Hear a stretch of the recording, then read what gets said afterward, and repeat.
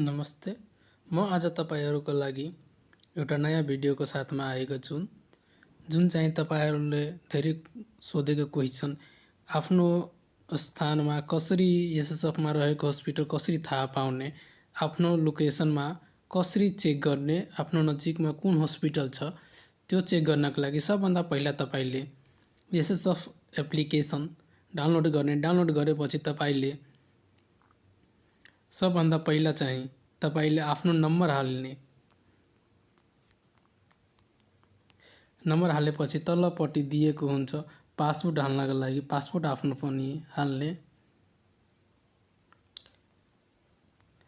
Password हालेपछि तल्लोपट्टि login गर्ने। लगइन गरेपछि तल्लोपट्टि सबभन्दा तल्लोपट्टि dashboard history statement and menu हुन्छ। सबभन्दा पहिला त्यसमा मेनुमा क्लिक गर्ने। मेनुमा क्लिक गरेपछि सबभन्दा तल चाहिँ आउने यहाँ लोकेसनको चिन्ह छ, जहाँ इम्प्यानल्ड हस्पिटल लेखेको छ त्यहाँ क्लिक गर्ने। क्लिक गरेपछि सिधा लोकेसनका आउने गर्दछ। लोकेसन तपाईले सबभन्दा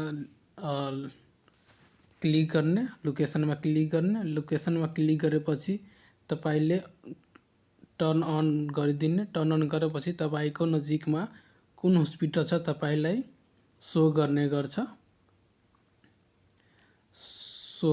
तपाईले यसरी चाहिँ आफ्नो नजिकमा कुन हस्पिटल रहेको छ एसएसएफ को रिलेटेड त्यसरी तपाईले चेक गर्न सक्नुहुन्छ। यस्तो भिडियो हेर्नको लागि तपाईले यो च्यानललाई सब्स्क्राइब क्लिक गर्नु, जसले गर्दा मलाई पनि उत्साहित हुन्छ अर्को भिडियो बनाउनको लागि। Thank you.